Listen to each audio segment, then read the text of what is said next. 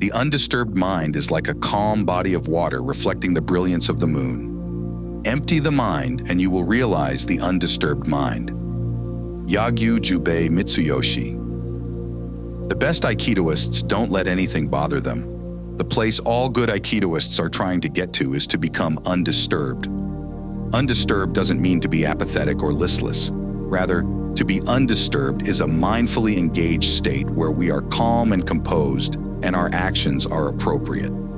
In the martial arts, to be undisturbed can be called mushin or no mind. In Japanese, to not be disturbed by others is dokuritsu fuki. Dokuritsu fuki also means to act according to one's own beliefs. Thus, one could posit that to be undisturbed is to know who we are and to not allow ourselves to be easily led astray. Perhaps that is why psychiatrist Carl Jung said, "Knowing your own darkness is the best method for dealing with the darknesses of other people." To be undisturbed is one of those things that cannot be learned by words. In meditation, to be undisturbed could be thought of as equanimity. Within a mindset of equanimity, we only mindfully observe the thoughts and do not mindlessly engage, judge, or react to them. The goal in Aikido is the same. In Aikido, there is no reaction because reactions are mindless. Thus, whether it is a thought or an attack, we are always supposed to maintain a composed and equanimous mind, which enables us to mindfully observe and always act with propriety. As martial artists, we are always trying to get the interval between being attacked and action to be as small as possible.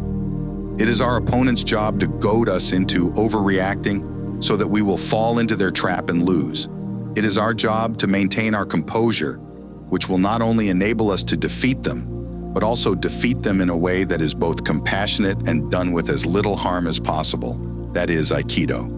In training, we initially try to make that interval smaller physically with things like speed and footwork. However, the physical only takes so far.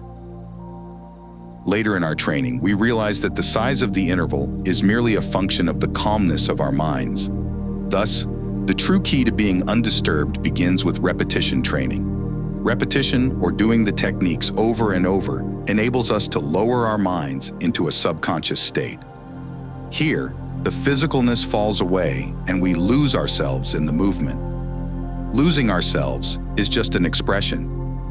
What really happens is that we enter into a subconscious state where our reactions, for lack of a better word, become faster.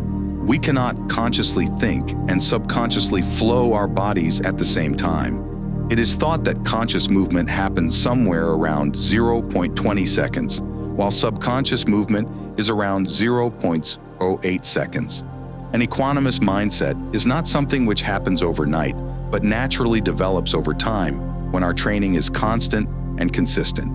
The monk, Takuan Soho, said, "When this no mind has been well developed, the mind does not stop with one thing, nor does it lack any one thing. It appears appropriately when facing a time of need." When we face an opponent, our minds are supposed to clear and calm. In Aikido and in life, things will happen which are mostly out of our control. Realizing that control is just an illusion, the Aikidoist trains themselves to be undisturbed and to go with the flow. The best Aikidoists don't let anything bother them.